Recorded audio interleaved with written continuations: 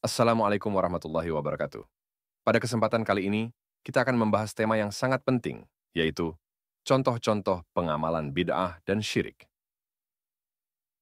Bagian pertama, mungkin Anda bertanya, mana contoh-contoh amalan ibadah yang terkena bid'ah dan amalan akidah yang terkena syirik, dan ingin tahu kenapa dan mengapa hal ini terjadi di antara umat Islam di Indonesia yang terjebak mengamalkannya.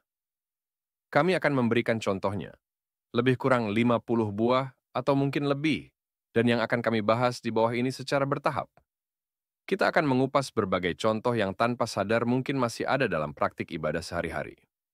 Semoga kita semua bisa memahami dan menghindari kesalahan-kesalahan ini, agar ibadah kita semakin murni dan diterima di sisi Allah. Oleh Dr. Arifin Siregar, Spear i Kaumyak. Contoh perbuatan bid'ah yang sangat dibenci dan disampaikan oleh Nabi Shallallahu Alaihi Wasallam untuk dijauhi atau dihindari. Sesuai rujukannya melalui hadis riwayat Muslim, di mana suatu ketika Nabi Shallallahu Alaihi Wasallam mengumpulkan sahabat dan memberi wejangan dengan suara keras, muka merah, matanya berkaca-kaca, mengeluarkan air mata, seperti komandan yang memberi perintah. Beliau menyatakan, "Awas, setelah aku wafat, nanti akan timbul di antara beberapa ulama yang akan berbuat bid'ah terhadap sunnahku.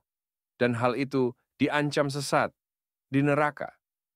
Perlu saudara-saudaraku seiman dan seagama ketahui bahwa seorang imam besar, Sufyan Ats-Tsauri, pernah menasihatkan dan berkomentar bahwa bid'ah lebih buruk daripada maksiat.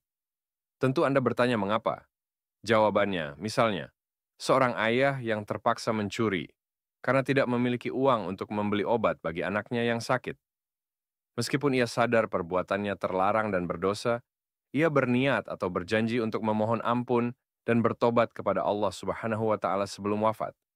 Tetapi ketika seseorang berbuat bid'ah, misalnya dengan menambahkan kata Sayyidina di depan nama Nabi ketika bersyalawat, menggunakan adzan untuk pemberangkatan calon jemaah haji, atau saat menanam jenazah ke liang lahat, perbuatannya itu dianggapnya baik, bagus, demi syiar, dan berpahala, namun ia tidak sadar bahwa perbuatannya tersebut tidak benar atau salah, bahkan melanggar ajaran, petunjuk, atau sunnah Nabi. Sehingga perbuatan bid'ahnya terbawa sampai ke liang kubur, atau hingga hari akhirat, hari hisab di hadapan Allah Subhanahu wa Ta'ala. Karena ia menganggap perbuatannya baik, bagus, dan demi syiar, maka ia tidak merasa perlu untuk bertobat sebelum wafat. Inilah keburukan dan bahaya dari berbuat bid'ah. Contoh yang terjebak dalam bid'ah yaitu: pertama, solawat ditambah kata Sayyidina. Ketahuilah pada mulanya telah turun perintah dari Allah Subhanahu wa Ta'ala. Sesuai Quran Surah Al-Ahzab 56, agar hamba Allah bersolawat kepada Nabi Shallallahu Alaihi Wasallam. Maka, untuk itu, sahabat bertanya kepada Nabi Shallallahu Alaihi Wasallam, bagaimana bunyi solawat yang harus kami ucapkan kepada Nabi Shallallahu Alaihi Wasallam?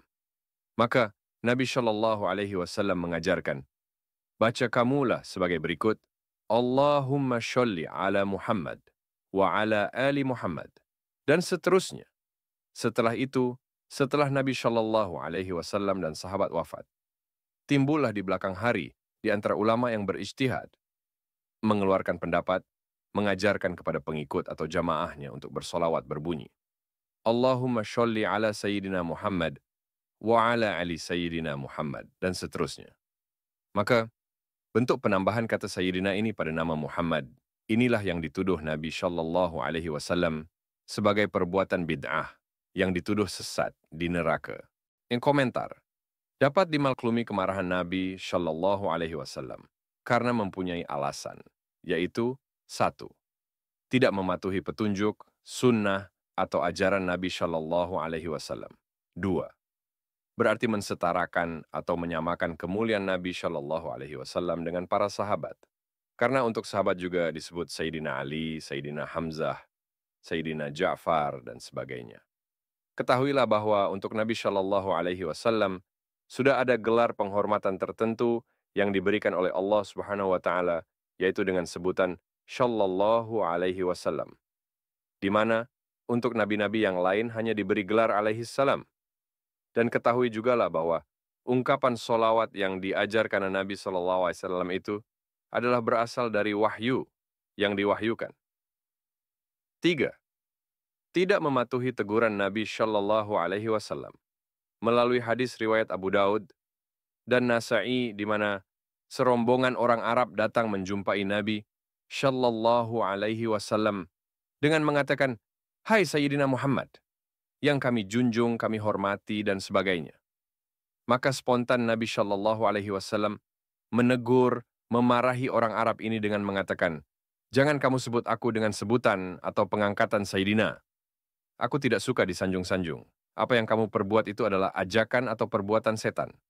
Kedua, meyakini batal wudhu, sentuh istri.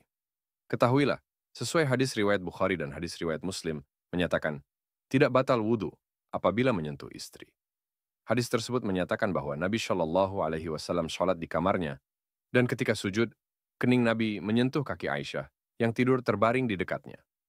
Namun, Nabi Shallallahu Alaihi Wasallam tetap berdiri, kemudian sujud kembali, dan juga menyentuh kaki Aisyah.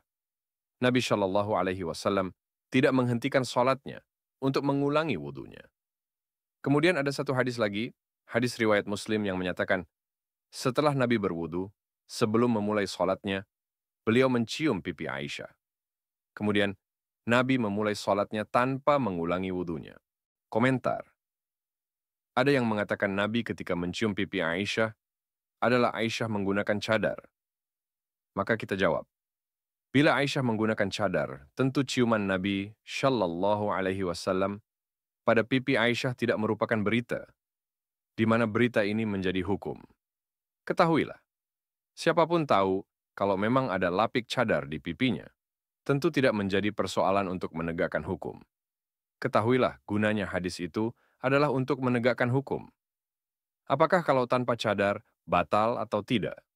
Berarti, timbulnya hadis ini untuk menunjukkan kepada umat Islam bahwa tanpa cadar tidak batal wudhu.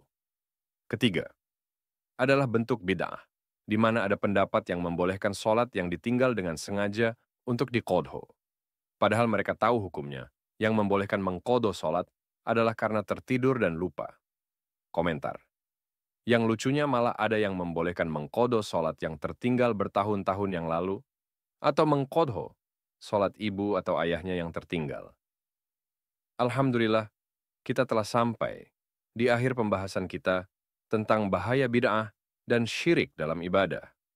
Semoga apa yang telah disampaikan menjadi ilmu yang bermanfaat bagi kita semua dan menjadikan kita lebih hati-hati dalam beribadah, senantiasa mengutamakan kesucian ajaran Islam yang murni. Mari kita terus belajar, memperbaiki diri, dan memohon petunjuk dari Allah agar dijauhkan dari segala kesesatan.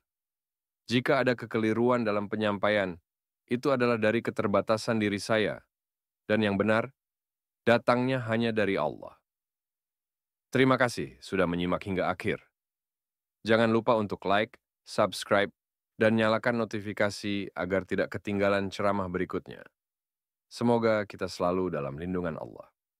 Wassalamualaikum warahmatullahi wabarakatuh.